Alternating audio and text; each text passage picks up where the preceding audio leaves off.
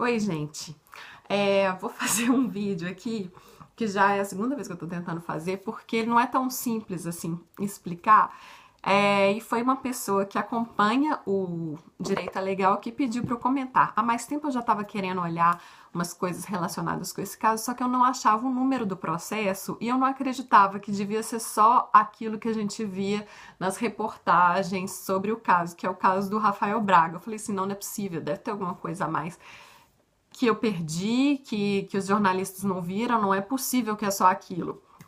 E aí eu consegui achar o número do processo, consegui ter acesso aos laudos, à defesa dele, ao parecer do Ministério Público. E realmente, gente, é mais ou menos isso mesmo que é contado nas reportagens. Eu vou deixar os links aqui.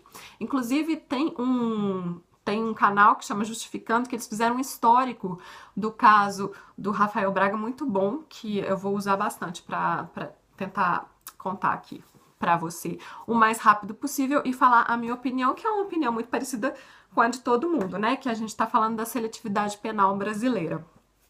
Seguinte, o Rafael Braga, ele foi preso durante as manifestações de 2013. E ele foi encontrado com pinho-sol e cloro. Isso foi considerado, na época, um material com muita capacidade explosiva que ele estaria fazendo coquetel molotov daquilo. Inclusive, eu até procurei algumas receitas de como fazer coquetel molotov e nessas receitas eles não informavam nem usar pinho-sol, nem usar cloro, né? Você tem que usar uma coisa com muito, muito álcool e tal, enfim.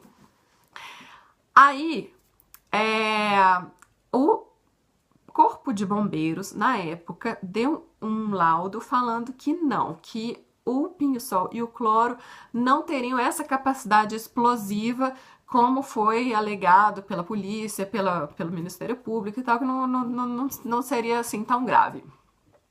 De qualquer forma, o Rafael Braga pegou 4 anos e pouco de cadeia porque ele estava no lugar errado, na hora errada, portando os materiais errados. Aí tá, foi preso, a pena progrediu, ele já podia trabalhar durante o dia e voltar para casa de acolhimento de noite. Enquanto ele estava trabalhando durante o dia, ele conseguia um trabalho no escritório de advocacia.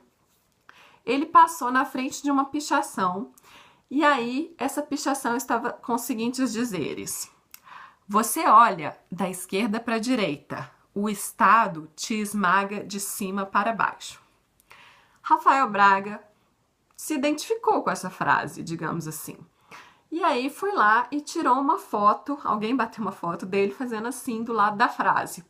Essa pessoa postou a foto na internet, a justiça não gostou, a pena dele regrediu por causa disso e ele ainda ficou 10 dias na solitária para aprender a nunca mais fazer isso, a nunca mais tirar foto do lado de uma pichação.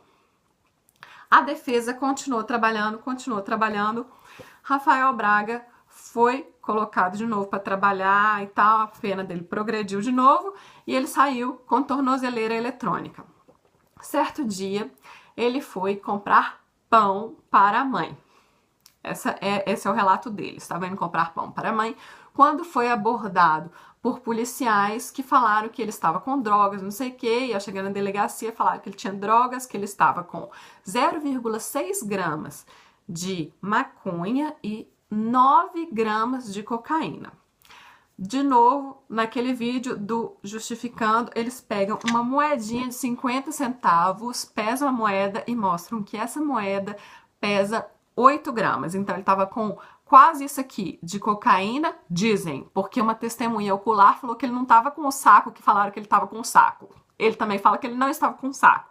Quem falou que ele estava com isso foi a polícia. A polícia falou que ele estava com isso aqui de cocaína e com muito menos do que isso aqui de maconha. Beleza, por causa disso, ele foi considerado uma pessoa, um traficante de drogas que estava com ligação com o Comando Vermelho e aí ele pegou 11 anos e 3 meses de prisão. O que é considerado muito, mesmo para uma pessoa que tem relação com o tráfico de drogas. E também o que é considerado muito esquisito, porque provavelmente você deve conhecer pessoas que andam com muito mais do que isso aqui de drogas e que não estão na cadeia e que adoram falar que estão usando drogas e que não estão na cadeia. Você deve conhecer alguém. Enfim. foi ele pra cadeia. Antes disso, por que ele foi pra cadeia? A defesa dele falou assim, mas ele não tava com a tornozeleira eletrônica? Vocês não podiam verificar, assim, quais, nos registros da tornozeleira, quais os caminhos que ele estava fazendo, às vezes, né, se ele tá com envolvimento com traficantes, às vezes ele tá passando por lugares específicos que a gente vai saber, a gente vai ver onde estão os outros traficantes, a gente vai conseguir desenhar todo esse mapa do tráfico de drogas do Rio de Janeiro. E mais, se foram os policiais que pegaram ele em flagrante, que estavam assim, passando, ajudando não sei quem lá, não sei quem, e viram esse cara fazendo tráfico de drogas, vamos cruzar também com os registros do veículo, da viatura, daqueles policiais, para ver se eles estavam realmente só passando assim, só ajudando, se foi uma coincidência mesmo, ou se eles não estavam fazendo outra coisa. Não sei, né? A gente nunca sabe. No direito criminal, a gente tem que buscar todas as provas possíveis. Afinal de contas, a gente está falando de tirar a liberdade de alguém. Mas não, o juiz falou que a convicção dele já estava formada e que bastava o depoimento dos policiais mesmo para ele formar aquela convicção e tal. Inclusive, tem um outro lugar, que se não me engano, acho que é na Wikipédia, que falou que foi pedido que as provas desaparecessem, já pudessem ser, as provas já poderiam ser destruídas. Esquisito isso. Muito esquisito. Enfim.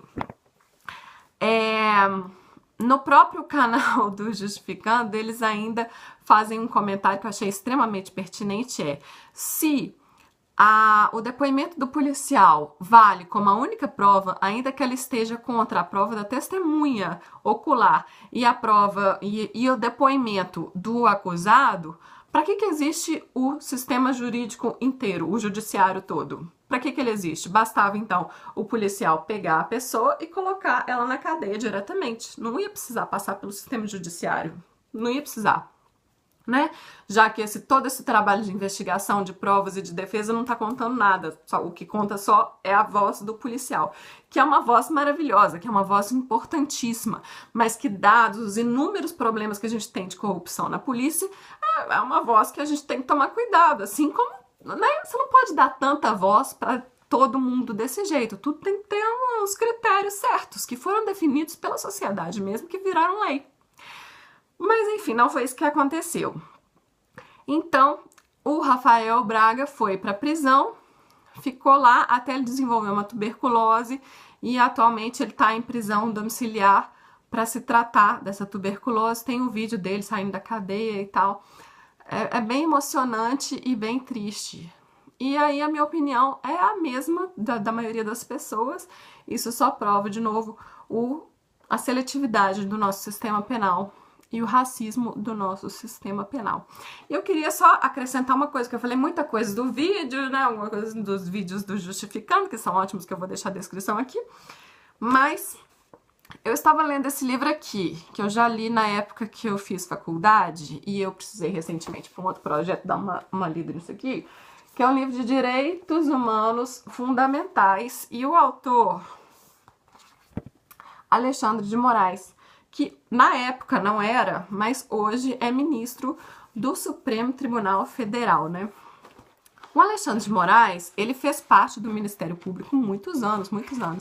E aqui é muito interessante, eu até coloquei na página do Direito é Legal, que ele conta o surgimento do Ministério Público, a ideia de como surgiu o Ministério Público, que surgiu na Escandinávia. E eu tenho um grupo de estudos de ideias da Escandinávia.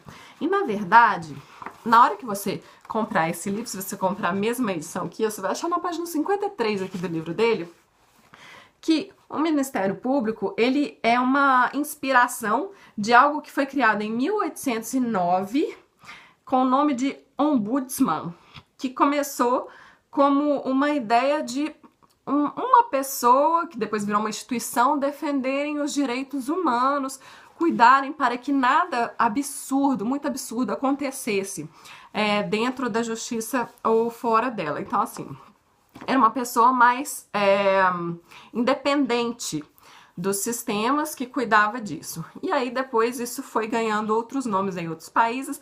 No Brasil, virou Ministério Público. E depois de mais tempo, que no próprio Rio de Janeiro, surgiu a figura do defensor público, da Defensoria Pública, que hoje parece carregar muito mais esse peso de defender os direitos humanos do que talvez o próprio Ministério Público.